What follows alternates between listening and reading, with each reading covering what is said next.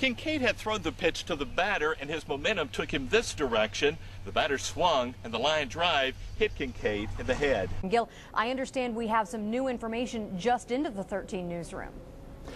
That's right, April. A few minutes ago, I talked with a spokesperson with the state fire marshal's office. They have ruled this fire as an arson.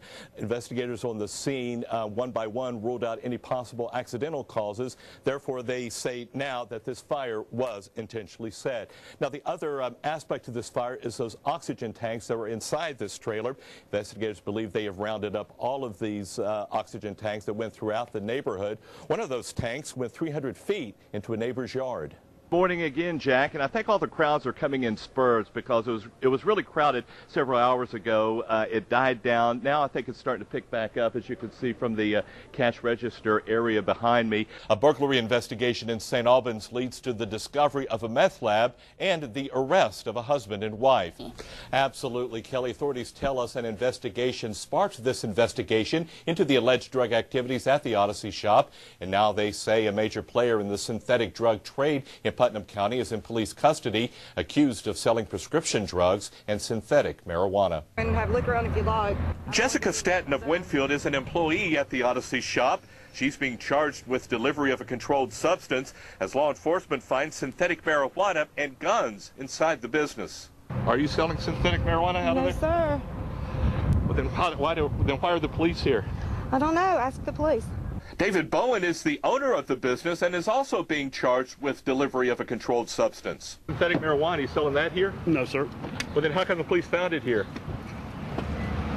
Investigators say an informant made numerous undercover buys inside the business for the past 6 months.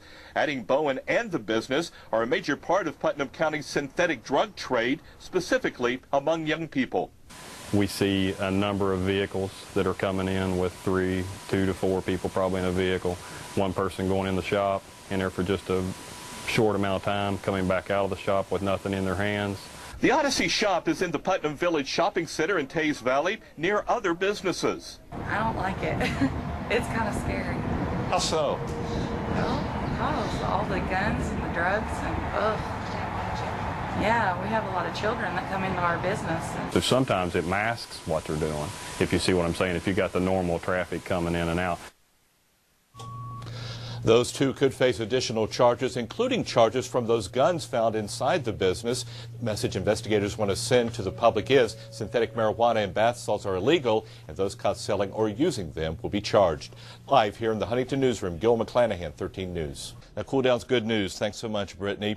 In the news tonight, organizers of the March to Blair Mountain estimate that as many as 2,000 were there for the final push up the mountain, where environmental activists and coal supporters collided. 13 News' David Iverson has more and what you need to know. The rally is sparking a lot of national attention. CNN is running an hour-long documentary on coal mining in the Appalachians, and 7 minutes of it is dedicated to this week's march. The documentary is scheduled to air August 14th. Police are investigating a shooting in Institute this evening. That shooting happened shortly before 6:30 this evening in the area of Marshall Avenue. Dispatchers say one person was reportedly shot in the hand. According to deputies, the suspects were driving a silver Dodge Magnum with chrome wheels. Police are investigating that incident. Smithers Police and West Virginia State Police are investigating how a woman was struck by a jet ski on the Kanawha River. The accident happened east of the Montgomery Bridge just after 4 this afternoon. Lieutenant James Bowles of the Smithers Fire Department said the victim had fallen off a jet ski just before being struck by another jet ski. Authorities have not released the name of the victim. A motorcycle accident in Lincoln County sends one person to the hospital. That accident happened on Patty's Branch Road near Ranger around 8 o'clock this evening. Dispatchers say the motorcycle went into a ditch, flipped, and the driver suffered a broken arm and back injuries. He was transported to Cabell Huntington Hospital by Lincoln County EMS. Early this morning, a house fire was reported in the Silverton area of Jackson County. According to 911 dispatchers, no injuries were reported at that fire. The cause of the blaze is not yet known. A burglary investigation in St. Albans leads to the discovery of a meth lab and the arrest of a husband and wife. Authorities arrested Christopher Hill and his wife Laura in connection with the meth lab discovery.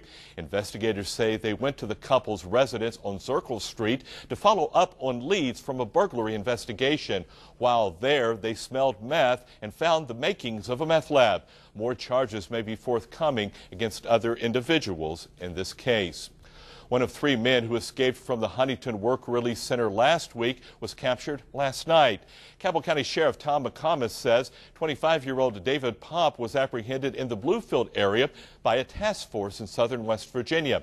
Popp will be charged with escape and transferred back to Huntington. Another escapee, David Knight, was captured on Wednesday. A third escapee, DeJuan Jones, is still on the run tonight. Let's talk to one of these shoppers that are here looking for a bargain. This is Amy Howard. I met Amy about a half an hour ago. She drove here from Belfry, Kentucky. Yeah. Why?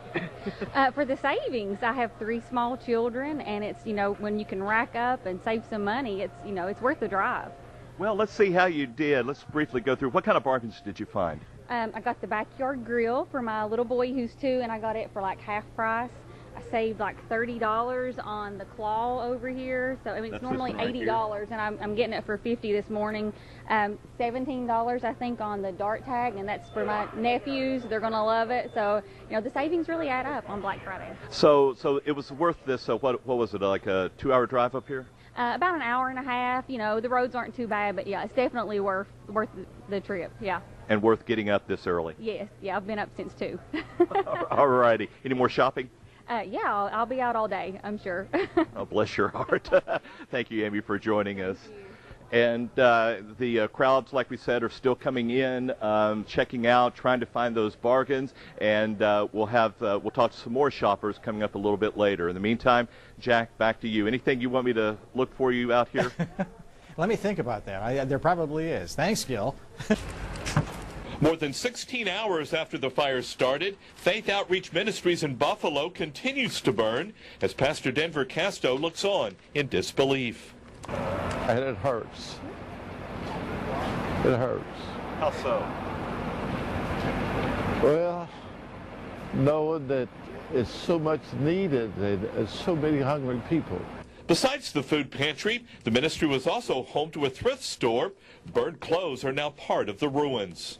It honestly makes me sick to my stomach because, like I said, this was a wonderful little church. A lot of hard work went into it. Helped a lot of people. The church and thrift store have been here in Buffalo for about 3 years. During that time, they have helped literally thousands, not only here in Putnam County, but in surrounding counties as well.